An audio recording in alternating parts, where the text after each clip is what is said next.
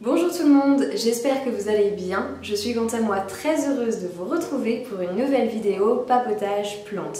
Alors ça fait un certain temps que je me suis pas assise devant ma caméra pour vous parler, mais cet après-midi je me suis sentie motivée, donc j'ai préparé un bon thé bien chaud comme je les aime et je vais faire une vidéo sur toutes ces plantes populaires que tout le monde semble aimer, sauf moi.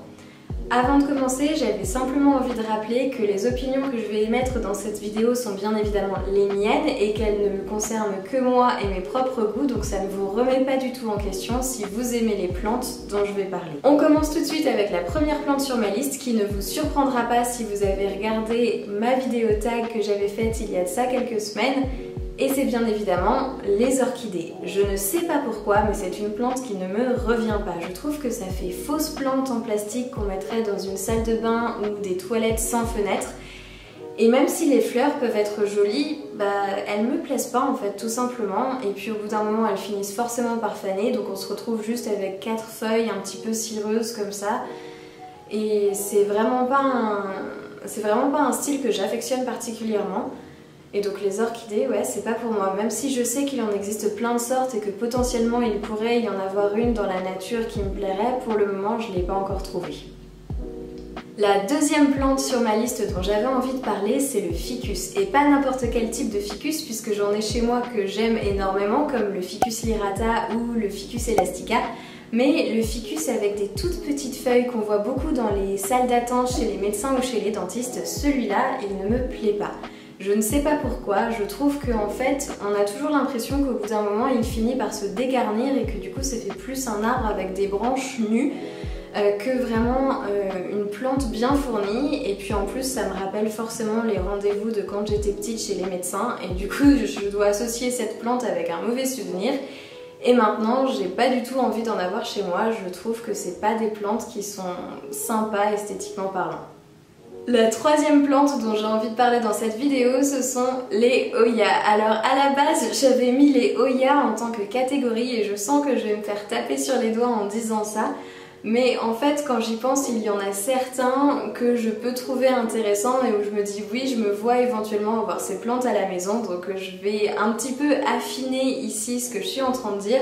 Je parle en particulier des Oya Kerry, cette plante qui a des feuilles en forme de cœur. Et alors le pire du pire, je crois que c'est le Oya Kerry où il y a juste une seule feuille qui est plantée dans un petit pot. Ça, je n'arrive pas à comprendre l'intérêt de ce truc là, je trouve que c'est pas forcément joli et en plus quand ça pousse les feuilles sont très espacées les unes des autres, donc au final ça finit toujours par faire quelque chose d'un petit peu étiolé comme ça, et puis avec des feuilles très épaisses. Je trouve que c'est un style hyper bizarre, hyper étrange, et du coup ouais, j'arrive pas trop à voir l'intérêt et c'est pas une plante qui me plaît. La quatrième plante sur ma liste, c'est les Sansevieria. Alors je ne sais pas pourquoi, je n'aime pas cette catégorie de plantes, et là pour le coup c'est pas une plante dans cette catégorie, c'est vraiment les Sansevieria en général.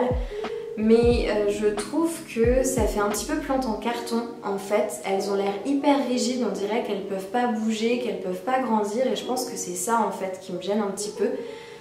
Même si je trouve que la Moonshine est vraiment celle qui est le plus jolie de toute la catégorie, avec sa couleur en fait qui est vraiment super sympa. Mais alors la pire, la classique là, avec le milieu vert et le contour jaune, vraiment j'arrive pas du tout à la voir en peinture cette plante là. À part peut-être si elle est très très grande, mais je me vois pas du tout avoir une Sansevieria de 1,50 m ou 2 m de haut à la maison.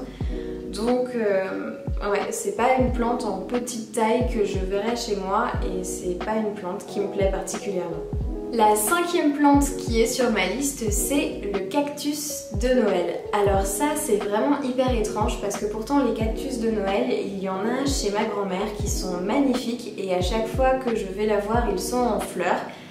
Mais même si effectivement les siens sont super bien portants, qu'ils sont très bien fournis, très très beaux, eh bien en fait c'est simplement le style de la plante qui ne me plaît pas. Je trouve qu'on dirait des espèces de jambes d'araignée en fait. Je crois qu'ils pendouillent comme ça de chaque côté du pot, et du coup je crois que si je devais en avoir une suspendue devant une fenêtre, elle me ferait sans arrêt peur parce que j'aurais sans arrêt la sensation qu'il y a des bêtes qui pendent devant ma fenêtre. J'en sais rien, je pense que c'est pour ça, mais ouais, c'est pas une plante qui me plaît particulièrement, je la trouve pas spécialement plaisante esthétiquement, et du coup c'est vrai que ça c'est pas une plante que j'aurais chez moi. Et enfin, la 6e plante sur ma liste, c'est la violette africaine. Alors là encore, ma grand-mère en a une très très belle chez elle. Oh la pauvre, si jamais elle voit cette vidéo, elle va se dire non mais c'est pas possible, ma petite fille n'aime aucune des plantes que j'ai à la maison. Non, c'est pas vrai, j'adore tes spathiphyllum, mamie. Mais ouais, la violette africaine, je sais pas, c'est pas une plante qui me plaît. En fait, je la trouve étrange cette plante parce que c'est pas vraiment une violette comme on en verrait sur nos balcons habituellement. Son espèce de toucher velouté me parle pas finalement. Pourtant, il y a des plantes au toucher velouté que j'aime beaucoup, mais celle-ci, ouais, je sais pas, elle me plaît pas trop. Je pense peut-être aussi parce qu'elle a les feuilles assez charnues, assez épaisses, et que du coup, ça fait pas petite violette toute fine, toute fragile. Et ouais, elle me plaît moins. J'ai fait le tour de cette vidéo papotage plantes, ces plantes que tout le monde semble aimer sauf moi. Si jamais le concept vous a plu, n'hésitez pas vous aussi à dresser la liste de ces plantes populaires qui semblent plaire à tout le monde mais que vous ne voyez vraiment pas avoir chez vous.